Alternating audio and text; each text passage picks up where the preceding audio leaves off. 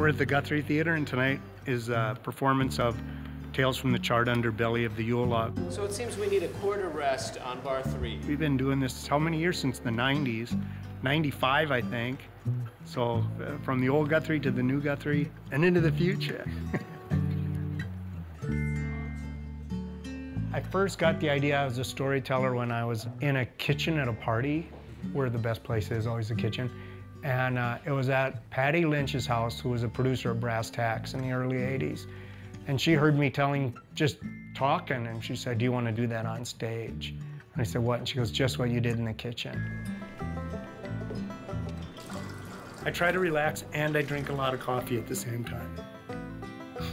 So that usually gets me ready. Those were popular items. We don't even know what they were. They're gone, though. With a play that you've rehearsed the lines and you've rehearsed the blocking, you're kind of going over that. You're going over your pattern. You're going over your steps. But with a storytelling show, you're just trying to get yourself in a place where you can be the most present you can possibly be, because the words aren't going to come out the same as they did last time. Things are going to change. They're going to shift up. The audience is going to be different, and you're going to need to respond to that. This is my grandpa and grandma at the Missouri State Fair in Sedalia, Missouri, and they're really happy. They're very much in love. I mean, in the theater, the audience, you feel like a voyeur. You're peering into another person's life. But in a storytelling, you're in the middle of a conversation.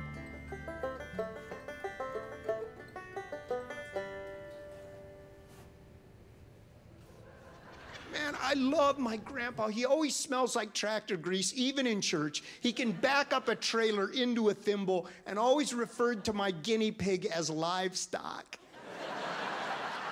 I use humor a lot. It really brings everyone in the same room. When you laugh at something together, all of a sudden we connect somehow.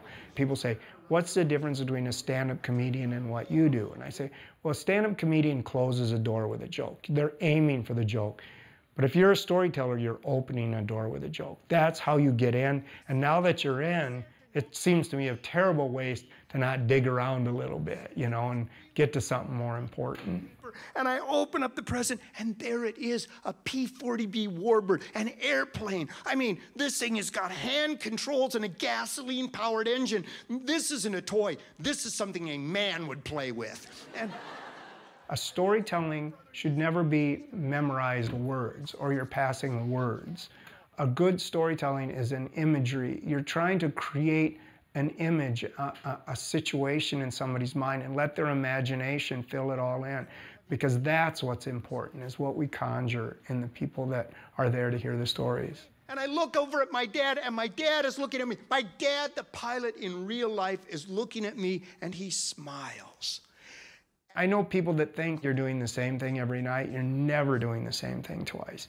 It's different every single time. It's one of the beauties of the art form is that, and especially, and I don't recommend brain injury, but I do have to say, since my brain injury, it can't be the same twice, because I can't memorize anything. I can't memorize a paragraph or a song.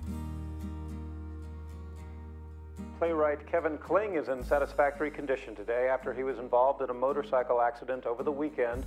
Kling was set to perform his acclaimed play, 21A, as part of the... I was riding a 1963 BMW that I'd rebuilt myself. It was beautiful. And a car pulled in front of me, and before I could hit the brakes, I T-boned him. So that really changed things. That really changed everything. Every part of every day has moments of frustration, has moments of discovery. I mean, everything I do in the day presents a challenge. And I travel a lot. And you would not believe how many different kinds of shower spigots are out in the world. And each one requires a whole new, I've had like coat hangers and belts and everything else wrapped around them to get them to work.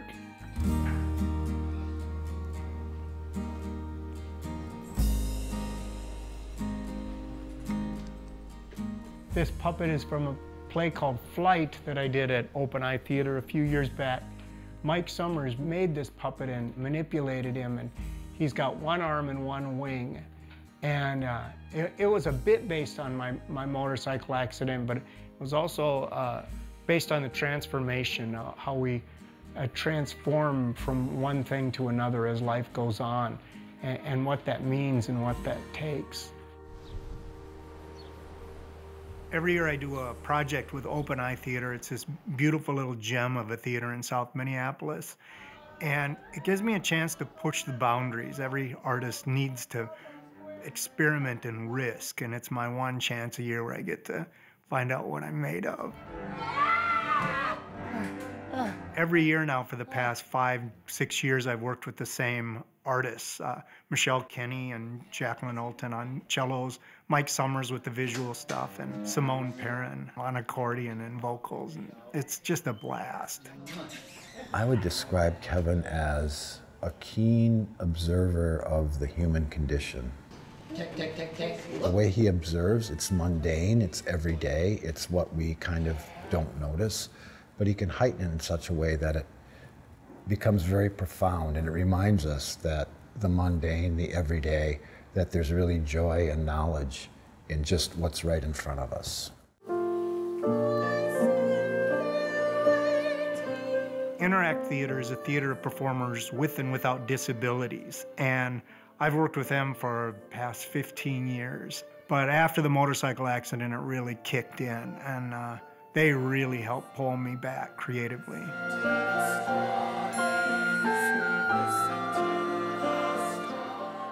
A lot of the folks there, they experienced their disability later in life and had to change their course as well.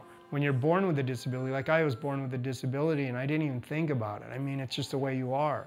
When you have an injury or a loss, later in life, you have to become that person and you have to grow into that. And I do feel loss is loss. So I can tell a story about losing my arm, and somebody who's lost somebody important to them gets it on a whole nother level, but it's the same thing. It's the same process. This is a poem on the 12th anniversary of my motorcycle accident. In the mirror now, my old face is a new face, and my new face is an old face. And the shadow that stretched before me in youth and disappeared in middle age now grows longer behind me. Thoughts of past dogs make me cry. In quiet moments, I can hear them barking up ahead. Come on, I found something. That's all. Find the treat, and one of the things that I think is essential, a goal of mine was to be as important as a plumber, that I'm part of the community and the community turns to me for things and I turn to the community for things. This is Dan's favorite stop. But we can't be careless with our stories. We have to remember that's where we find what's sacred, and I think that's important. Come on, little guy.